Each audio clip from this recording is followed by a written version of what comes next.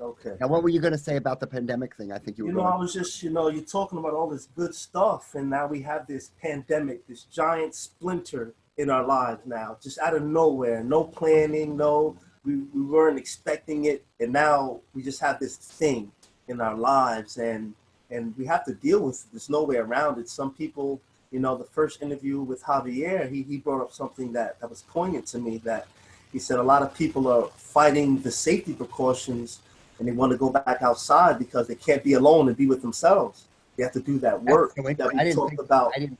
initially. Ah, And then there's other people who have family members that are older, and they worry for them and they can't go see them. And there's all these things that this pandemic is bringing to us. How is an artist? How does a human, David Brandt, and how does the therapist, David Brandt? I know I'm hitting you with a lot, my brother. I apologize. How do you digest this pandemic? How do you make it useful and helpful for those that you see and for your own family members? just to insert a tiny bit of humor in here, my first response is ah. Okay. You know what? Before you even said anything, I saw the devil horns coming up out of your head. So I There knew is something was coming. there is a little bit of that. I didn't say I was exempt from needing therapy. I see the sinner's batch. Yeah, I get it. I get it. Just a little bit. All right. Now that we digressed momentarily again, let me come back to your question on a serious note.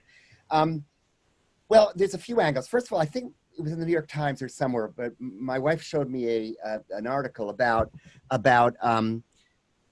that this is one of the few things in life where the therapist is going through the same thing the patient is going through exactly simultaneously. Wow. And so we're both going through this together. Yeah. Now, so we may have some tools and some things up our sleeves to help cope with these, with crises and very hard situations, catastrophes, but or whatever they would be, a pandemic. But so it's really a different exercise in therapy sometimes, because it's not like I can sit and know. On that said, now you look at each person that you work with, whether group or individual, and you see their characteristic coping strategies, and you know their themes, because that's such an important thing in our business, what a person's thematic responses are. And you can see them marry whatever it is that comes across their path. So the person that has trouble sitting still in their house, and by themselves, are letting feelings in, which I thought was really an interesting point your first interviewee made. I like that a lot. Yeah, I did too. Yeah. And so that person is going up their tree, and this becomes a very interesting exercise in actually practicing.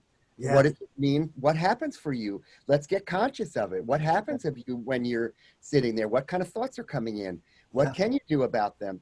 And what can you, and so anyway, so it can be really a good laboratory for one's issues, as long as you don't over traumatize the person with their own issues.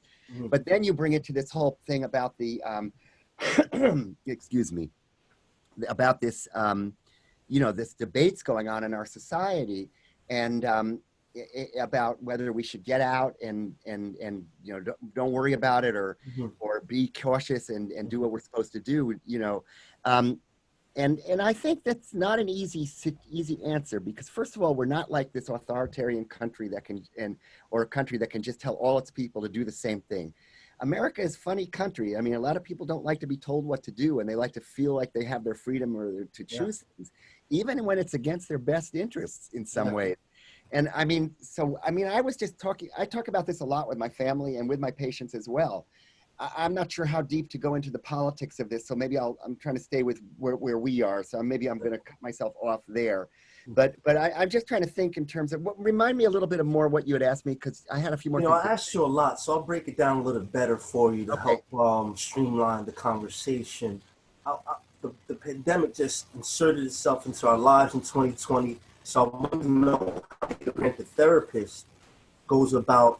I don't want to just say the therapist either, because you're mixed with so much yourself.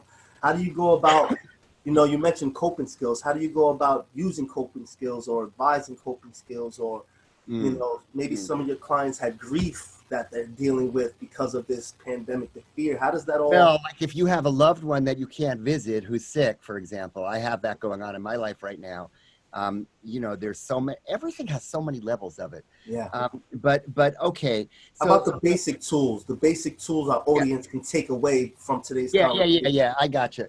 I mean, for me, I'll just speak for me. For me, it's about getting busy. And you know, at first I was kind of lolling around, and I did all the preparation. I was smart. I got a little bit of supplies ahead of time. I don't know. I saw something coming down the pike, so I went and bought, you know, a 12 pack of tuna fish, and I got some extra toilet paper. And then suddenly we're out of toilet paper. So even though my wife thought I was nuts, I did this. So I got myself prepared in the best way I could with what I could control, because some of this is an exercise.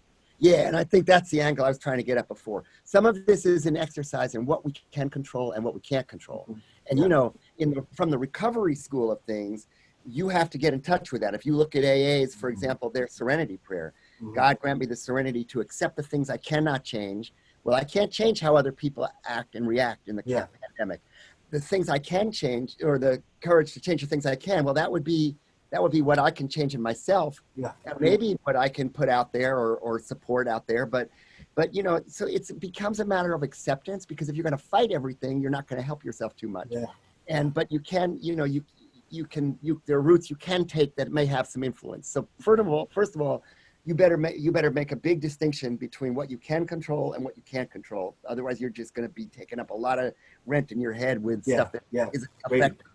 Great advice. So once you do that, you know, then you decide within the realm of your living space, you know, what precautions you need to do. Some people are going to do a lot more than other people are going to do. Based on need. Well, based on need and based on internal, you know, obsessive quality, you know, that's not the right word there, but for example, you know, in one family, they just, you know, gloves, who needs the gloves? I'm good. We wear the masks, we're good, you know. And another family, it's like we're washing everything when it comes in the door. We're doing the cereal boxes, and we leave them sit for 3 days in the garage. Yeah. So you decide amongst the people inside your world what the rules are that are going to help your world live. And if there's discourse there, that could be a problem. That's a source of a lot of problems coming into my room right now, is that different people in the family have different needs and different thoughts about what it's affecting. We try to go to science to answer those questions, but in some cases, you know, like, so this is very interesting. I'm going to wax a little bit this way for just a second. Sure. And you could just delete this piece if you want to. Yeah, we have an editor edit. You're so good. You're so good. All right. So this is interesting, Jerome. You have, you know, somebody on my Facebook site said, you can, if you can't do what's that called? The herd immunity, because everybody's being careful, and so it stops it from spreading, and it finally goes away, or until we get a vaccine. Then what you're going to do is you're going to have a culling of the herd, and the herd is going to be, you know, they're going to be people swimming together and this and that. They're going to eradicate themselves, and now there'll be herd immunity because it can't go around because there's less people doing it. Yeah. So it really doesn't matter. Herd immunity is going to develop no matter which way we do it. Yeah. Now, and then you get to go a little tiny bit more political for a second. I mean, the economy is important. You know, it's not crazy to think that people are losing their jobs. And at a certain point, hey, you know, society has to function, or we're going to have more harm done that way than by being careful. I'm still personally on the side of being careful. I am, because I do have older people in my life. I have people in my life, in my practice with immunological vulnerabilities. Yeah. And I feel like it's not about me. I need to think about them. It's altruistic for me to be careful, you know? Yeah. And then it's a little about me. I'm not going to deny that. But okay. So meanwhile, then to come back to your question full circle, then what I did is I went through this quiet period, or I was sort of in shock, and I just couldn't really do much other than go to my job, figure out my money if I was going to get a PPP loan, what I'm going to do. And then but my practice stayed. I got my practice online, okay, and I lost about a certain amount of the practice, but that's coming back and whatever. So then the thing is, what I did is I got into my music studio, which I had been obsessing on moving into my house and working on the condo, but I couldn't do that anymore because I had moved downsized because my kids went to college, right?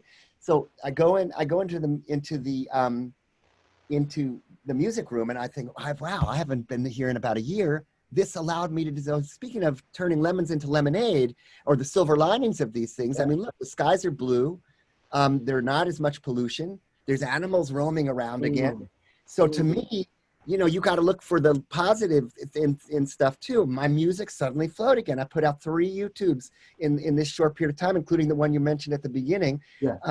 And then I got into my garden. I thought, well, I'm never going to have a garden. I was all negative. We're in this condo now. I had my garden for 20 years. I had all these vegetables, and I'm just I'm teaching by example here a little bit to your audience. But I went out and I started gardening, and I said, I'm not going to let this stop me. I got time on my hands, and I got pots, big pots, and I got tomatoes going in them. I got herbs because I love my vegetables. So now I got the music, I got the herbs. I do a meditation Zoom. I got my Zooms with Jerome, which I love, and you do a social distance walk. So you get busy, you stay connected. I mean, this is the stuff they're telling you on the radio. I'm coming full circle, and you talk to somebody. Yeah. If you need to talk to somebody, you talk to somebody.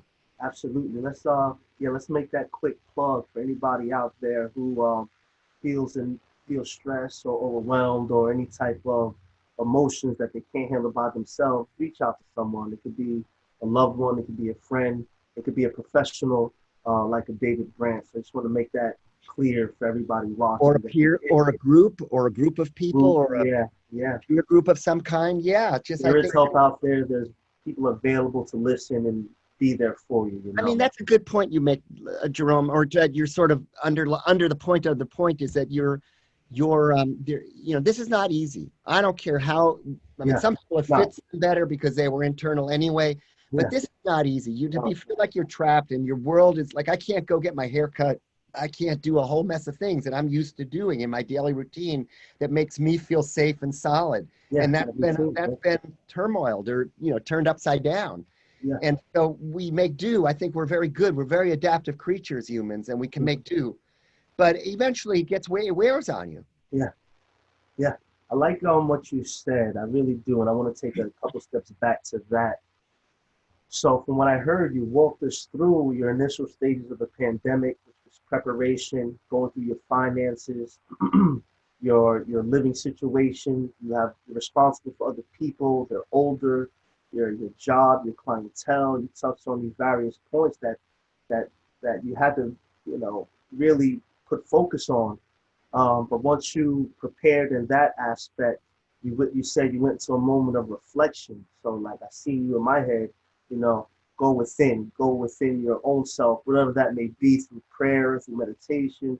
You're sitting in a room watching Netflix, conversation, and then out of that conversation, you said, "Hold on, let me go finish a project with music that I was working on," and then that sparked something that you always loved, which was music. And then that sparked something else. Said, "Hey, you know what? Since I'm doing this music thing, let me go plant some tomatoes real quick and some basil real quick, because I also enjoy doing that." So, oftentimes we talk about these things that, would seem individual or separate within themselves. But the story you told, you connected everything from the serious nature of things all the way to the pleasure and the coping skills that you use for yourself. So I just wanted to bring light to that. Thank you for that. Thank you for putting that in succinctly like that.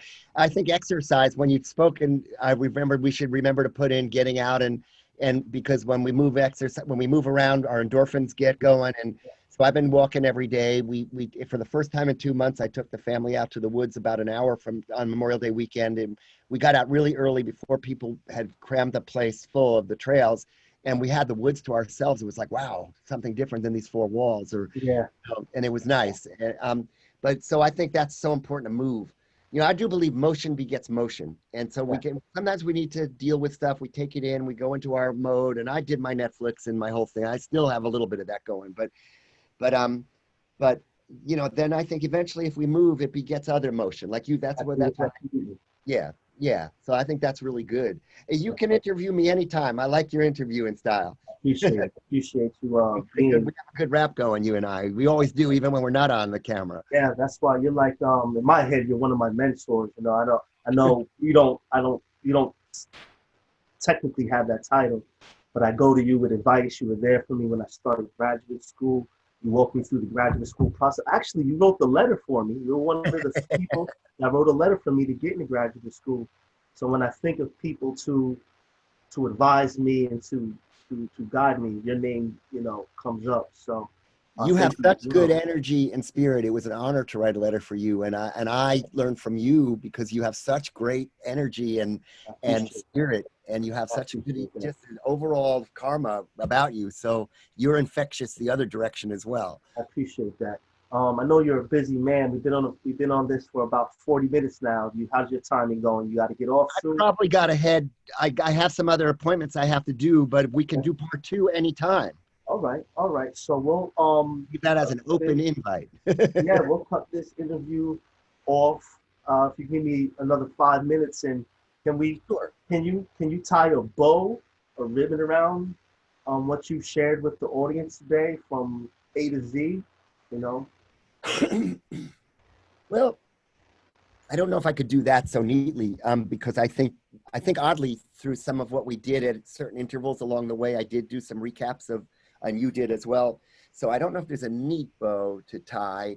I think that it's theme, something that jumps out at you. Well, so I mean, we talked a little bit about artistry and just that we use our creative humor, our art, our sports, whatever it is, to help us cope with things and to help us learn and take things and process, thank you, and process stuff, and we use those as tools. And so, and if we learn to do that in a way, we're not as limited and as rigidified. And even then our response to pandemics and anything that comes up in our lives, relationship issues, whatever comes up, is less rigid. And we're open, and we can change our neuron patterns because we're more open and we can catch stuff. But we got to be able to, I think it's through, another thing we mentioned was through connection. And through a coach or through having somebody that can relate and be a witness, we can see ourselves more objectively, and we can have a little more patience to pause in life and to take things in, and to listen to what's happening, and then trust that we're not going to be annihilated by it, or our ego's not going to be overwhelmed, or our pride's not going to be so hurt, that we can tolerate the stuff that we're doing wrong, or our character defects, or whatever it is, and we can begin to think about changing them. Because life isn't about being perfect. It's about knocking your head against the wall and learning and being able to grow. The successful person isn't the person that's successful right away. It's the journey. And the successful person is the person that's able to grow and able to be flexible and learn. Satori, ladies and gentlemen, David Brandt just really, he said he couldn't do it, but he did it. That's my lovely man. He said he couldn't tie a bow around it. He did it. Satori. You go through these moments of uncertainty, and our footing is not firm on the ground. However, we get these insights. Someone inspired by something deeper within that connects all the dots and makes all the hard work worth it. Lastly, David Brandt is a professional therapist. So if you have, if you want to reach out to him, David, how can they do that? Via email? They could go to my website, which is David Brandt, BRANDT, all one word, David Brandt, LCSW, all one word, .com, and all my contact information is there. Okay, great. So we're also I'm gonna get information from you later so we can post it on our site to reach out to you if needed. Thank you again for being a part of Satori. Thank you again. I'm honored to be a part of this. I think you're doing a really great thing, and I look forward to being a part of your channel. I hope you'll send me the links so I can see what y'all are doing. Absolutely.